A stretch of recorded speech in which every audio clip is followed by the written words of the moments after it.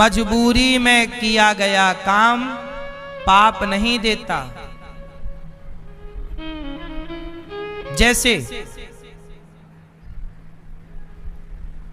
झूठ बोलना पाप है, बोलो हाँ, बोलो हाँ। झूठ बोलना पाप है, पर भगवान श्री कृष्ण ने स्वयं कहा था महाभारत में, झूठ बोल दो। क्या बोल दो? कह दो कि अश्वत्थामा मारा गया। गुरु द्रोणाचार्य से कह दो कि गुरु द्रोणाचार्य का बेटा अश्वत्थामा मारा गया। किसने बोला? भगवान कृष्ण ने कहा बोल दो।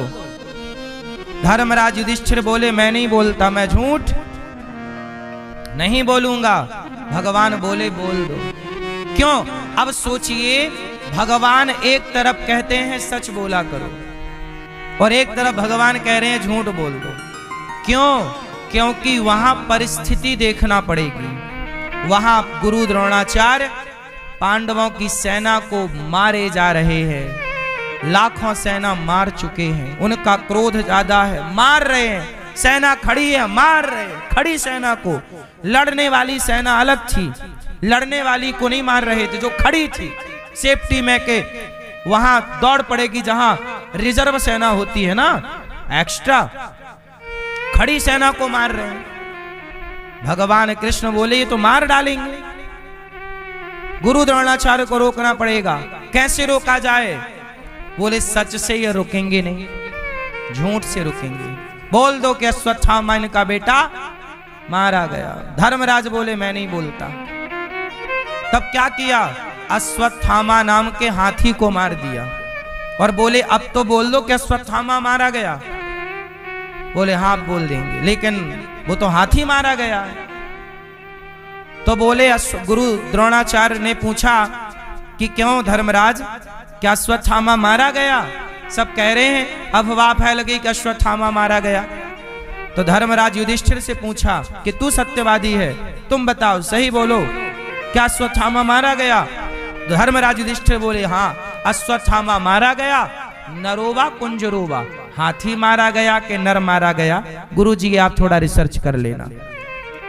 लेकिन वो नरोवा कुंजरोवा बोले, उसके पहले भगवान ने शंख बजा दिया। ये बात सुनी नहीं गुरु द्रोणाचार्य और अपना धनुष रख दिया। और रखा तो धृष्टद्युम्न ने आकर के गुरु द्रोणाचार्य का सिर काट दिया। ऐसे हत्या हुई गुरु द्रोणाचार्य की। अब मुझे ये बताओ कि परिस्थिति, सच बोलना धर्म है, पर कई बार झूठ बोलना भी धर्म हो जाता है। बोलो हाँ। यदि आपके एक झूठ बोलने से हजारों निर्दोष लोगों की जान बच रही है तो बताओ वो झूठ सच से बड़ा है या नहीं? हजारों गाय की रक्षा हो रही है आपके झूठ से, तो वो झूठ सच से बड़ा है या नहीं? वो परिस्थिति क्या है, सिचुएशन पर निर्भर करता है कि उस समय हम जो कह रहे हैं वो बात सही है कि गलत है। कई बार गलत भी सही होता है और सही भी गलत हो जाता है। इसलिए धर्म को बड़ी बारीकी से समझना पड़ता है। इसलिए मेरी मां, आप लोगों से बस मेरी यही विनती है कि आप पाप से बचना। मांस खाना, यदि आपके प्राण जा रहे हैं, कोई विकल्प नहीं, मर जाओगे आप, उस स्थिति में चलो किसी के प्राणों को बचाना कि आपके पास अन्न है ही नहीं, दूर दूर तक नहीं है। आपके देश में अन्न नहीं होता, चावल नहीं है, दाल नहीं है, गेहूं नहीं है, कोई भी, केवल मछली है। तो उस परिस्थिति पर यदि आप मछली खाते हैं तो वहां आपने अपने प्राणों को बचाने के लिए खाया है। वहां आपका धर्म है, आप अपने प्राणों की रक्षा करें। स्वयं के प्राणों की रक्षा करना भी धर्म है। लेकिन ये बात केवल वहां सीमित है जहां विकल्प ना हो। अब आपके पास फल हैं, तमाम पदार्थ हैं और फिर भी आप सब छोड़ के मछली खाओ, तो फिर आप पाप के भागी बने, क्योंकि यहां विकल्प है। बात समझ में आ रही है कि नहीं? अब आप कहो जी नहीं जी, देखो लिखा है कि मांस खा लेना चाहिए। अरे मांस खा लेना चाहिए, किस परिस्थिति में ये बात कही जा रही है? एक गुरुजी थे, उनका चेला पीता था बीड़ी पी रहा। गुरुजी को पता लगा कि चेला बीड़ी पीने लगे। बोला, ए यहाँ बीड़ी पीता? यहाँ गुरुजी आदत लग गई है बीड़ी पी। गुरुजी बोले, ये बता तू दिन में कितनी बीड़ी पीता है?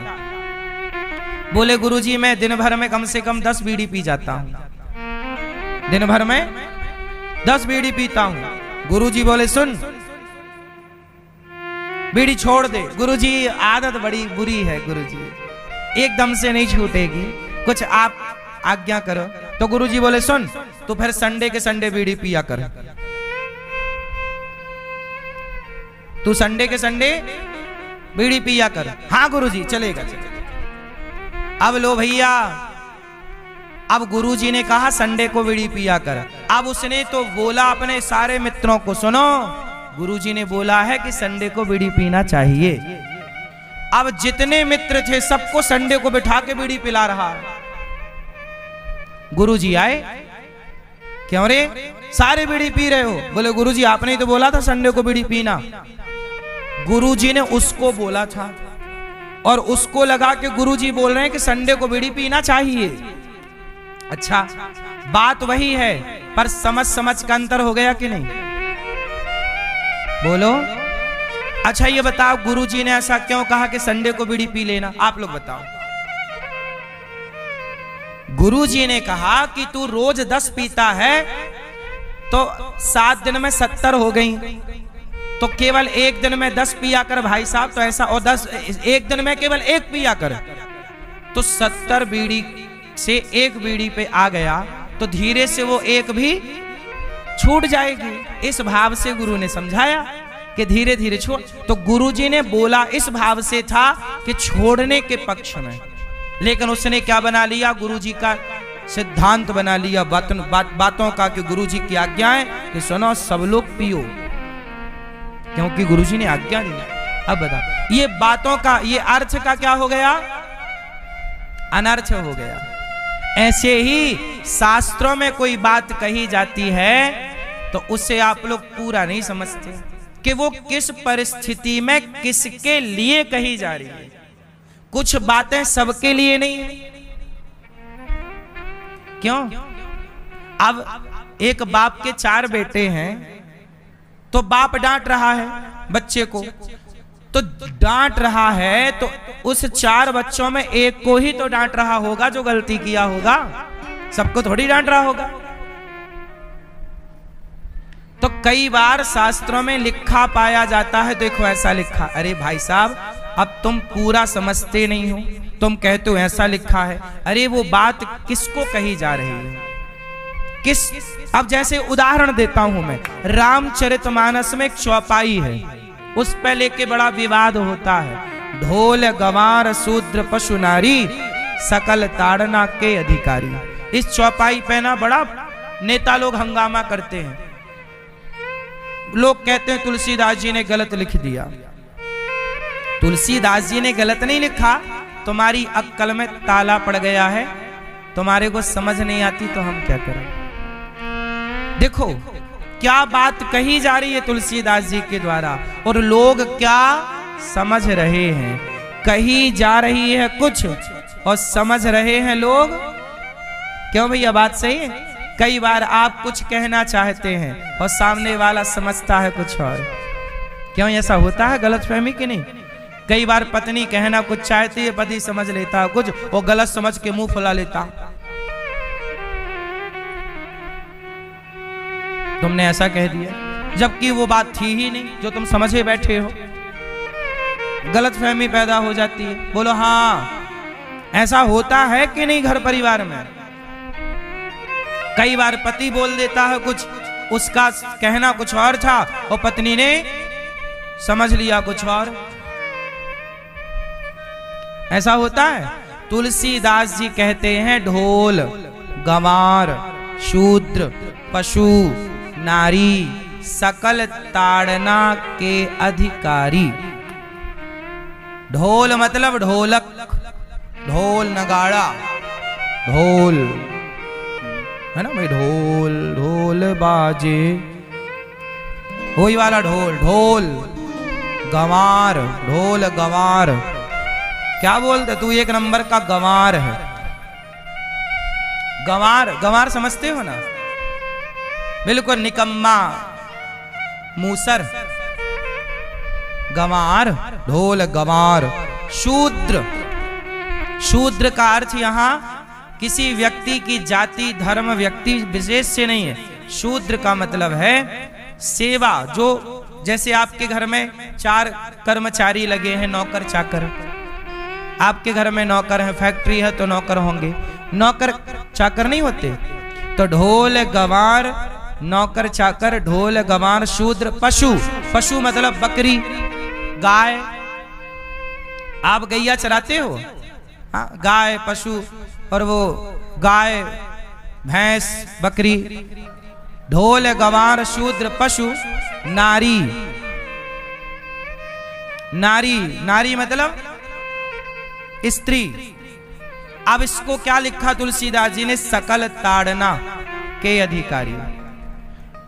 ताड़ना, यहां कौन सा शब्द प्रयोग हुआ है, जोर से, ताड़ना। क्यों भैया, ताड़ना मतलब क्या होता है, किसी को देखना। ताड़ना मतलब क्या होता है, आप बताओ। ताड़ना मतलब, ताड़ना का मतलब 2 होता है। ताड़ना मतलब होता है मारना भी और देखना भी। जैसे सन, सन मतलब सूर्य भी होता है और पुत्र भी होता है।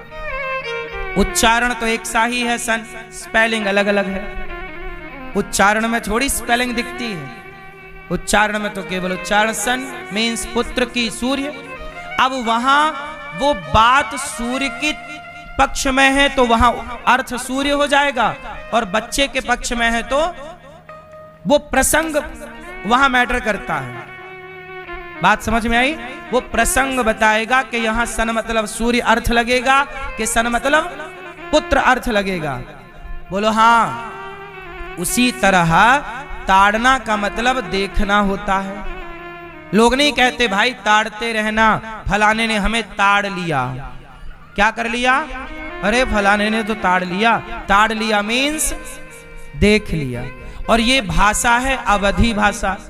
आज भी अवधी भाषा में ताड़ना मतलब देखना है। हम जिस गांव से हैं हमारे यहां भी ताड़ना बोलते, भाई साहब उसने तो ताड़ लिया। ताड़ लिया मतलब देख लिया। तो यहां देखना अर्थ है। ढोल गंवार शूद्र, ढोलक को देखना पड़ता है, सुर से उतर तो नहीं गई, बार बार ठोकना पड़ता, खींचना पड़ता है। गंवार को देखते रहो, गलत तो नहीं कर रहा। अपने कर्मचारियों को देखना पड़ता, नहीं देखो तो काम नहीं होता। ढोल गंवार शूद्र पशु, गाय बकरी को देखना पड़ता है चराते समय, किसी के खेत में तो नहीं घुस गई। और नारी, अपनी पत्नी को देखते रहो, किसी और को ना देखो, अपनी वाली को ही देखो।